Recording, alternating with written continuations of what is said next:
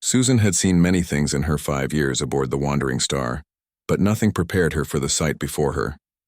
Two Valorian sisters, their crystalline skin dulled by captivity, hung suspended in energy fields inside the pirate frigate's cargo bay. Their forearms were spread wide, their twin voices creating a haunting harmony even in despair.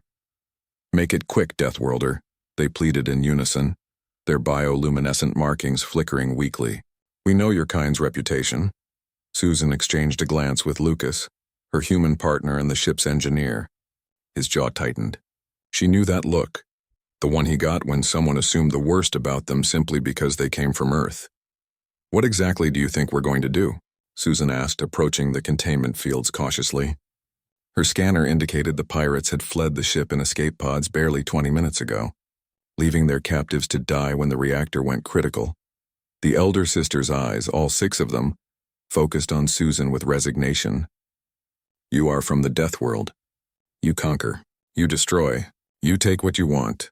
The Galactic Council's records are clear about your species' history." Lucas laughed bitterly as he worked on the containment field's control panel. "Lady, if we wanted to hurt you, we wouldn't have spent 3 hours tracking this pirate vessel through an asteroid field." Susan knelt to examine the energy shackles around the younger sister's primary arms. The technology was Krell-made, designed to drain the life force of any being trapped within. "Nasty stuff. Illegal in 73 systems. How long have you been here?" 14 cycles, the younger one whispered. "They took us from our colony ship. We were to be sold to the fighting pits on Margathon 9. Not anymore," Susan said flatly. She pulled a plasma cutter from her belt. "Lucas, how's that field coming?" "These idiots routed the containment system through the main reactor. If I shut it down wrong, the whole ship goes up." His fingers flew across the holographic interface. "Give me 2 minutes." The elder sister's voice carried a note of confusion. You're freeing us. But the salvage rights, this vessel and everything on it is yours by law." Susan activated the plasma cutter, its blue beam humming to life. "Yeah, well, here's a fun fact about humans that your Galactic Council records might have missed. We really hate slavers." She began cutting through the energy shackle's physical housing. The Valorians flinched, expecting pain, but Susan's hands were steady. Years of xenobiology study had taught her exactly where to cut, without harming the delicate crystalline structure of their wrists.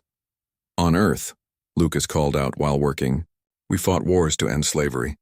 Multiple times. Different continents, different eras. We're slow learners sometimes, but when we finally figure something out, we commit hard." "But you come from a world of predators," the younger sister said, her voice trembling. "Your gravity would crush most species. Your atmosphere is corrosive. Your microbes are deadly. You evolved to be apex killers." Susan freed the first shackle and moved to the second. "You know what else that environment taught us? Empathy. When everything's trying to kill you, you learn to work together. You protect the weak. You build communities that watch out for each other." She glanced up at the Valorian. "What's your name?" "I am Jackie. My sister is Giara." "Nice to meet you, Jackie." "I'm Susan. That's Lucas. Now hold still." "Got it," Lucas shouted. The containment fields flickered and died. Giara dropped, and Susan caught her with deceptive strength, lowering her gently to the deck. Giara stared up at the human, wonder replacing fear. "You caught me. Your kind's reaction speed. The stories say you evolved to catch prey mid-flight." Susan smiled. "Or to catch people who are falling. Depends on how you look at it." She moved to free Jackie from the remaining shackles. Lucas packed up his tools and checked his datapad. "We've got maybe 15 minutes before this reactor breaches. I can't stop it. Those pirates really messed it up. We need to move."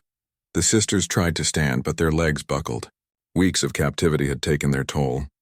Without hesitation, Susan scooped up Jackie while Lucas lifted Giara, both humans carrying the aliens with ease despite Earth's high gravity, making them naturally stronger than most spacefaring species.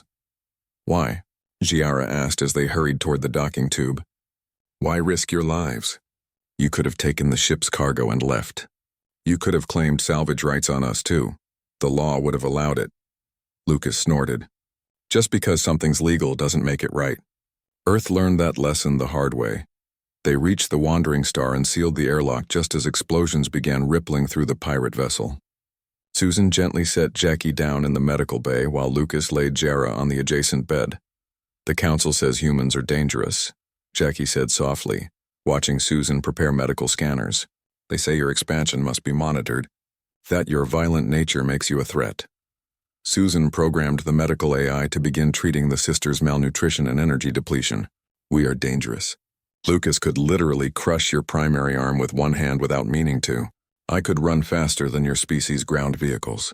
Our immune systems would consider your homeworld a mild vacation. She met Jackie's 6 eyes with her too. But you know what makes humans really dangerous? What? Both sisters asked in harmony. We get to choose. Every day we choose what kind of dangerous to be. Susan smiled. Today we chose to be dangerous to pirates and slavers. Tomorrow, we'll probably be dangerous to whoever else needs it. Lucas initiated the jump sequence, setting course for the Valorian embassy station. You'll be home in 6 hours. As the wandering star leapt into hyperspace, Jara reached out with one crystalline hand and touched Susan's arm. The council is wrong about your kind.